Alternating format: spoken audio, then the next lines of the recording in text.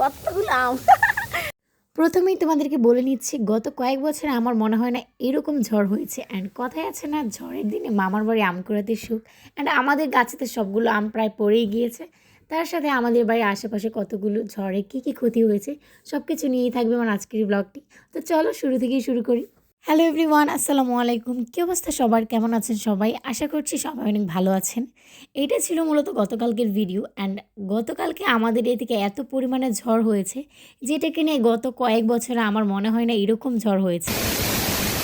লা ইলাহা ইল্লাল্লাহ মুহাম্মাদুর রাসূলুল্লাহ, লা ইলাহা ইল্লাল্লাহ।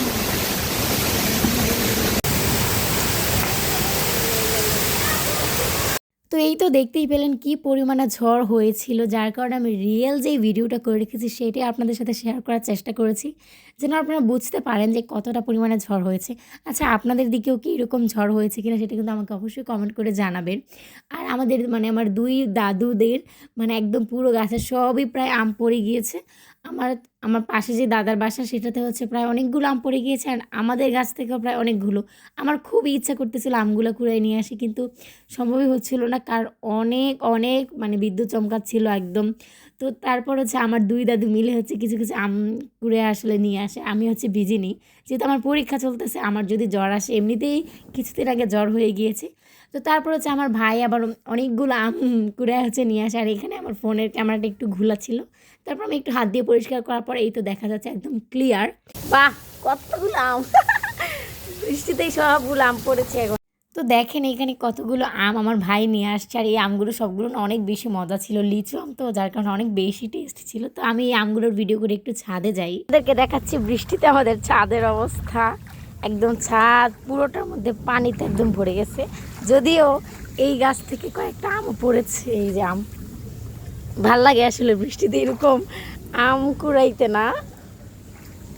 ওইদিকে একটা বাড়ির অনেক ক্ষয়ক্ষতি হয়েছে, এই বাড়িটার একদম গাছ অর্ধেক একদম পুরো ভাঙা গেছে। এই যে একটা আম, ওই যে আরেকটা আম নিতেছি এখন আমি। বৃষ্টিতে এইভাবে যদি গিয়ে দেখি ছাদের উপর আম পড়ে আছে, তাহলে কতই না ভালো লাগে বলেন, তাই না? আর এইখানে হচ্ছে উকিল ডাক্তারের যে বাসাটা, তো এই বাসাটার হচ্ছে দাদুদের হচ্ছে একটা গাছ অর্ধেক ভেঙে যায়, তার সাথে ছিল কাঁঠাল গাছ, সেটাও একদম প্রায় একদম হেলানো হয়ে যায়। তো অনেকই হচ্ছে ক্ষয়ক্ষতি হয়েছে। এখন এই কিউট কিউট লিচু আমগুলো এখন এই র্যাকের মধ্যে সাজানো হবে। দেখেন আমাদের র্যাকটা পুরো ভরে গেছে একদম আমে। ঝড়ে আসলে এত এত আম পড়েছে, আর এতগুলো আম কুড়ানো হয়েছে, তো একদম পুরো হচ্ছে র্যাকটাই ভরে যাবে। তো আমার বোন হচ্ছে এখন সবগুলো আলাদা আলাদা করে সাজাবে, কিন্তু আমার তো তরে সইতেছিল না। তারপর আমি এখানে একটা প্লেটে করে হচ্ছে 3টা ছোট ছোট আম নিয়ে আসি। আর আমার না আমটা খুবই পছন্দের, লিচু আম। এত মিষ্টি, এত মিষ্টি। এই লিচু আমগুলোও আমার খুবই খুবই পছন্দের। এই যে লিচু আমের কি কিউট একটা বড়া। থাক থাক, হয়েছে অনেক, আর বেশি দেখাতে যাব না। তারপর হচ্ছে অনেকের আবার জিভে জল চলে আসতে পারে, যাদের হচ্ছে আমার মতো অনেক বেশি আম পছন্দ। তারপর এইদিকে হচ্ছে আমার বোন সবগুলো র্যাক থেকে সবগুলো আম হচ্ছে একদম নিচে রাখে ফ্লোরে। তো রাখার পর হচ্ছে সে হচ্ছে এখন সাজাবে।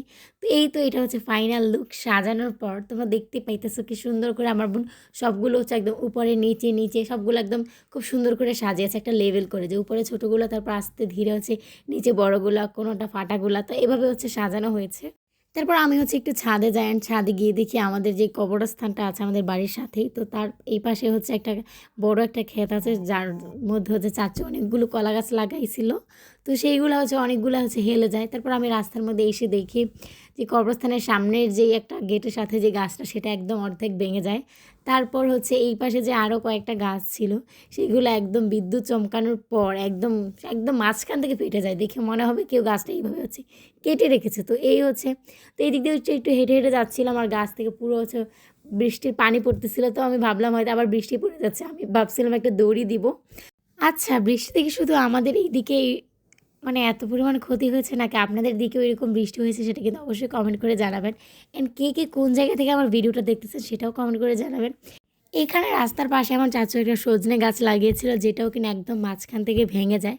তো সব কিছু দেখে আমি একটু ছাদে চলে আসি। গাইস, বৃষ্টির পরেই তো এখন রোদ উঠে গেছে।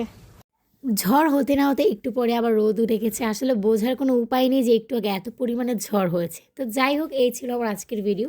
সবাই জানো আমার কেমন লেগেছে। Thanks for watching. Allah Hafiz.